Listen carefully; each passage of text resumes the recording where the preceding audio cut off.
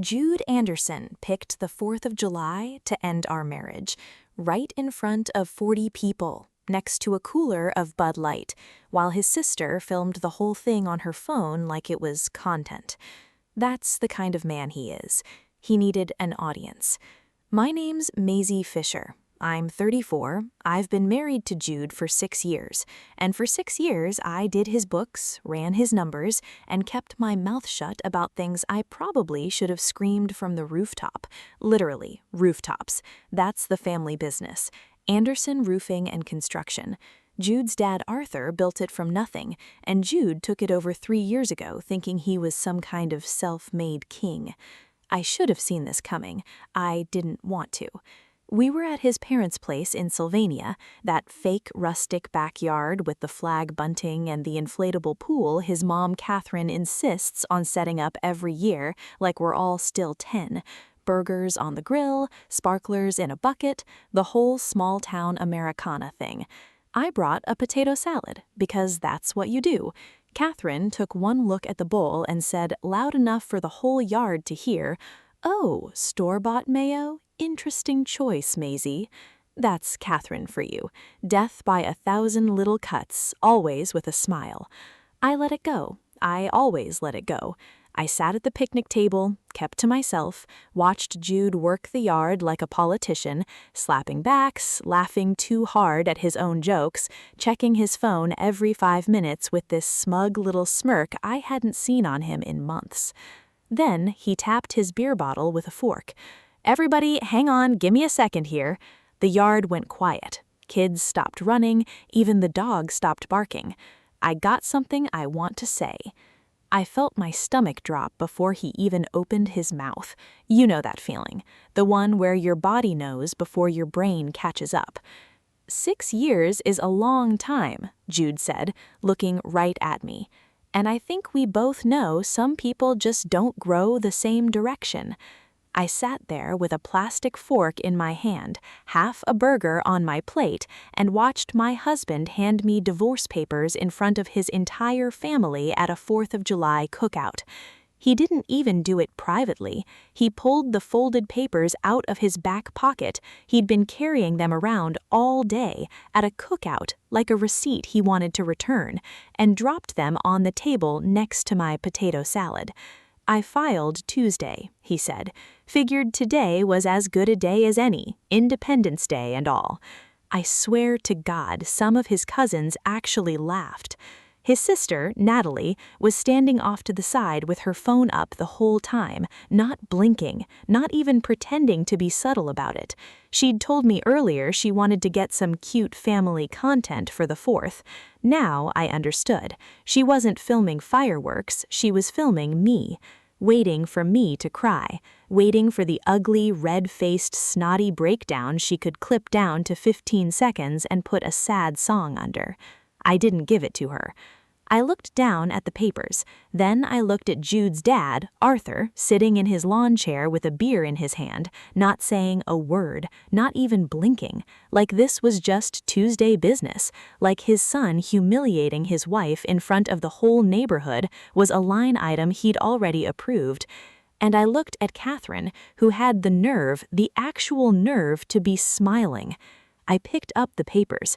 My hands weren't even shaking, which surprised me more than it should have. I found a pen in my purse, flipped to the last page, and signed my name. Not because I was giving up, because I finally understood something.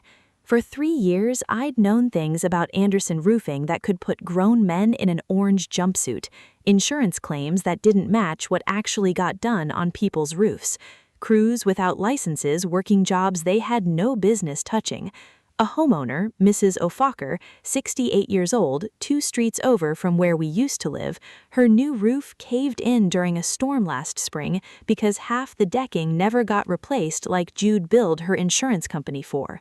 I'd known. I'd kept the books. I'd seen the numbers not add up, month after month, and I'd told myself it wasn't my problem, because reporting my own husband's company would have made me look like a bitter wife trying to burn him down. Nobody would have believed I wasn't just being petty, jealous, small. Jude just signed away that problem for me. I slid the papers back across the table until they hit his chest. "You're going to want to sit down for what happens next," I said, quiet, just for him. He laughed, actually laughed, that stupid, confident, everything's fine laugh, and told everyone to get back to the party. He had no idea what he'd just done. He had no idea I'd already started making calls. If you're riding along with me on this one, drop a comment and let me know where you're watching from. I read every single one. And if you want to see exactly how far this goes, hit subscribe, because Jude Anderson has no clue what's coming for him. I didn't go back to the house we shared. That house was Jude's trophy. Vaulted ceilings, a truck in the driveway he couldn't really afford, a live, laugh, love sign his mother bought us that I always hated. I drove straight past the exit for our subdivision and kept going, 40 minutes east to a little rental house outside of Perrysburg that Jude didn't even know existed. I bought it 2 years ago, cash mostly, from side bookkeeping work I never told him about. Small clients, local shops, a diner, a used car lot, nothing illegal, just mine. Jude thought I sat at a desk all day doing his invoices and nothing else. He never once asked what else I did with my time. Why would he? To him, I was just the wife who does the boring paperwork stuff. His words, said with a straight face more than once in front of guests. I unlocked the door, dropped my bag on the kitchen counter, and just stood there for a second in the quiet. No Catherine, no Natalie's phone camera in my face, no Jude checking his reflection in the microwave door. Then I sat down at my own little desk, opened my laptop, and pulled up 3 years of Anderson Roofing financial records I'd backed up onto a private drive without Jude ever knowing. I want to be clear about something. I never touched a signature that wasn't mine. I never forged one line on those insurance claims, never told a single crew to skip decking they were supposed to replace. That was all Jude and his dad and whoever else was in on it. My hands are clean.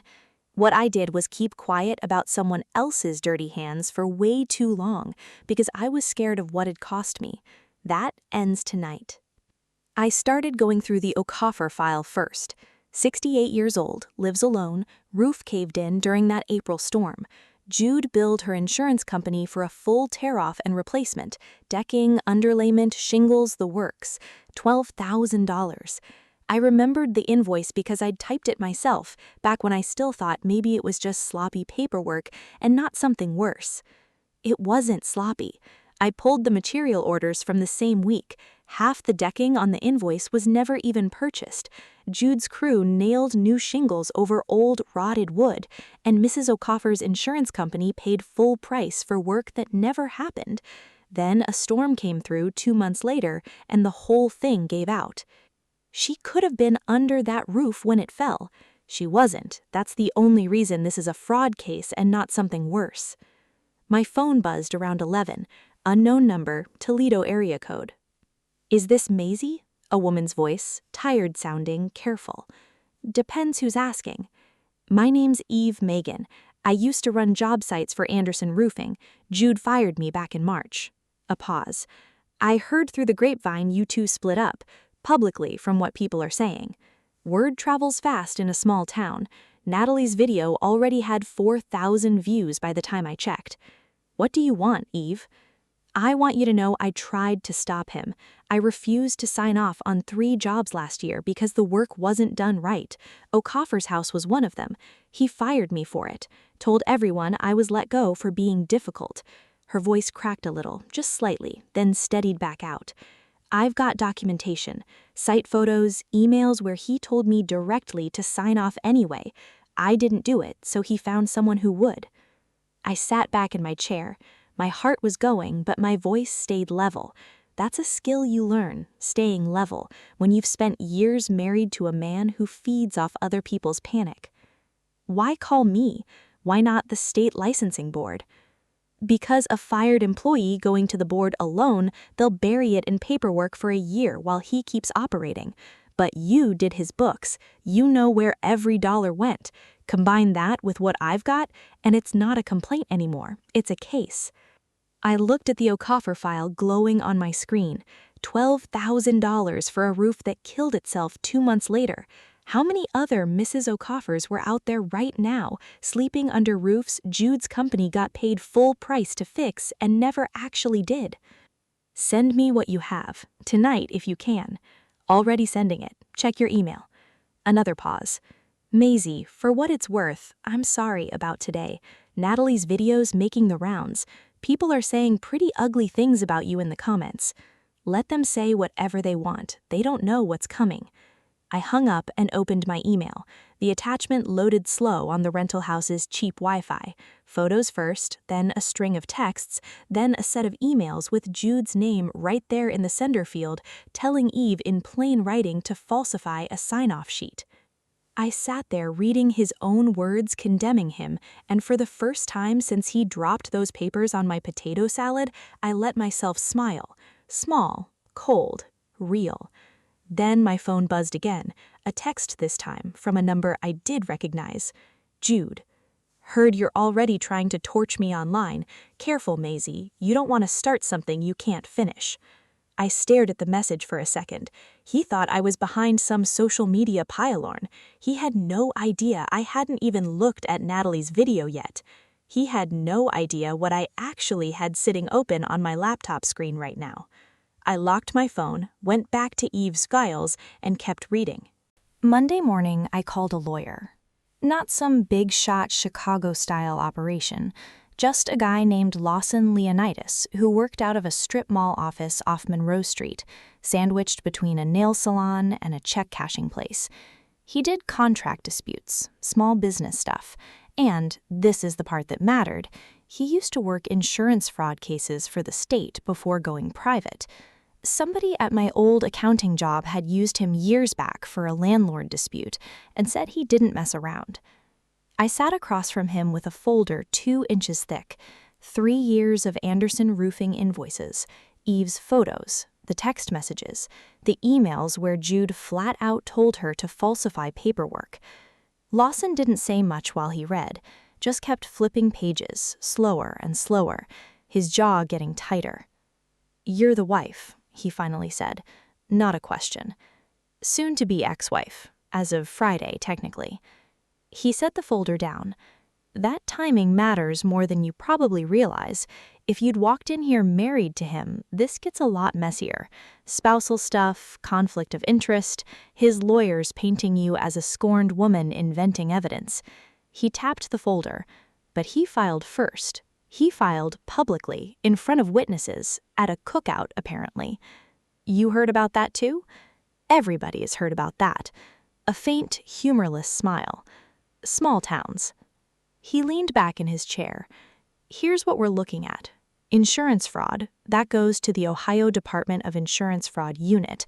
Falsified compliance and inspection sign-offs on top of unlicensed subcontractors, that's the state licensing board, plus potentially the county building department, and if what this Eve woman is saying about the O'Coffer house holds up, and somebody can show Jude knew the work was unsafe and let an elderly woman live under it anyway, he shook his head. That's not just fraud anymore. That gets prosecutors interested in a different way. I want it done right, I said. Not just fast, right. I'm not trying to torch him for revenge and have it fall apart in 6 months because somebody cut corners building the case. Lawson actually smiled at that, small and real. Good, because that's not how I work anyway. We spent 2 hours going through it line by line. He told me what to organize, what to hold back, who to talk to and who not to talk to. He said the licensing board complaint could go in immediately. That part was clean, documented, mine to file as a former bookkeeper reporting fraud, no conflict of interest issue anymore since the divorce was already filed publicly. The insurance fraud unit would take longer, he warned. Weeks, maybe longer before anything visible happened. I needed to be patient. I told him I could be patient. I'd been patient for 3 years already. I left his office around 1, and because Toledo's a small enough city that you can't avoid anybody for long, I ran straight into Estelle in the parking lot of the shopping plaza next door. Estelle, Jude's office manager, 28, always perfectly put together, hired 8 months ago, right around the time Jude started working late a lot more than roofing jobs usually require. She was getting out of a car I recognized, Jude's truck, the one he couldn't really afford, the one with his name in vinyl letters across the tailgate. She saw me before I could turn around and pretend I hadn't seen her. Maisie. She said my name careful, like she wasn't sure what tone to use. Estelle? An awkward silence. She had an Anderson roofing polo shirt on, sunglasses pushed up in her hair, a coffee in one hand. Look, I didn't know about you two when this started. I want you to know that. Jude told me you guys were already basically done, that you'd been living separate for months. I almost laughed. Living separate. We'd slept in the same bed Tuesday night before that cookout, and he'd kissed me on the forehead like nothing was wrong before falling asleep like nothing was wrong. He's good at telling people what they need to hear, I said. You'll figure that out eventually, if you haven't already. Something flickered across her face.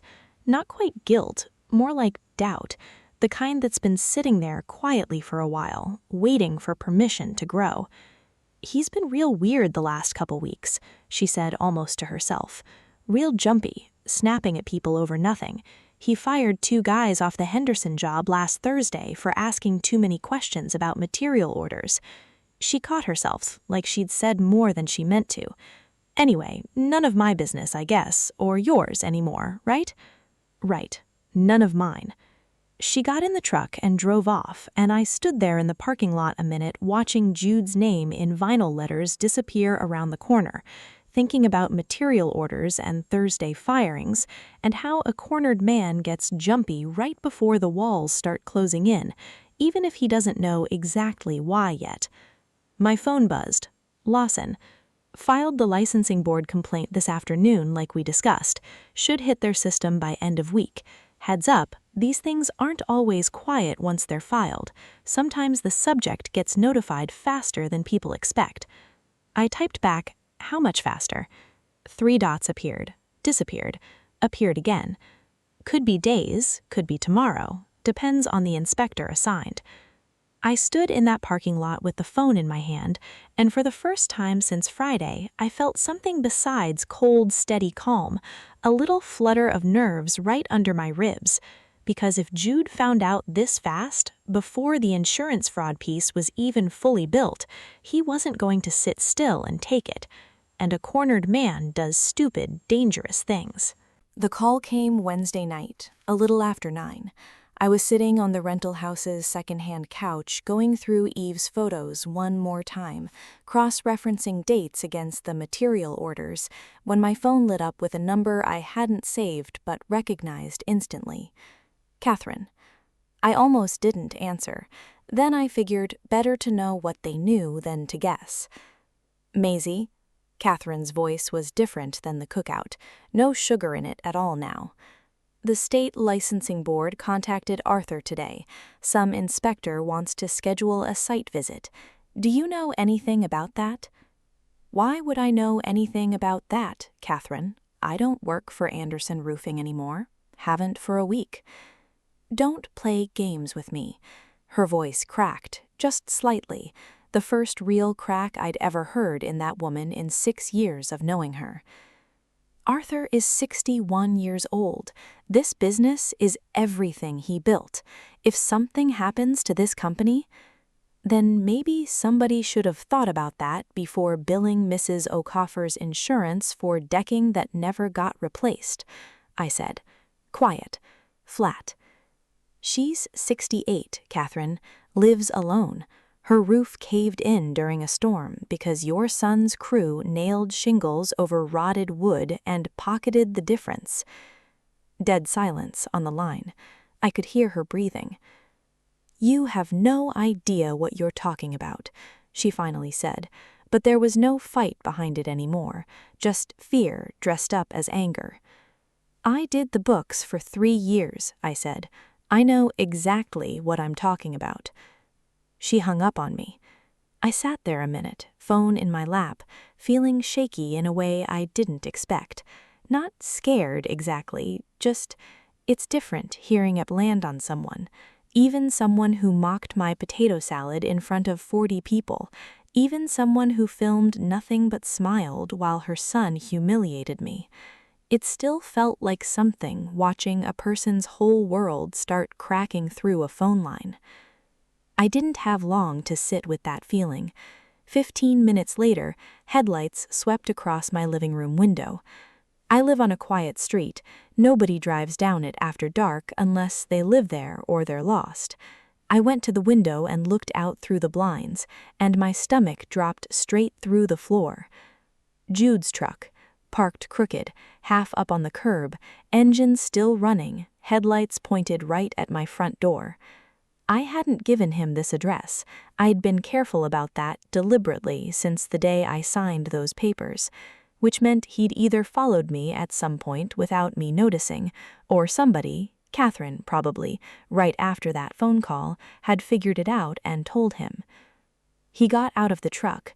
Even from behind the blinds I could see he wasn't right, swaying a little on his feet, a beer bottle still in one hand like he'd been drinking in the truck the whole drive over.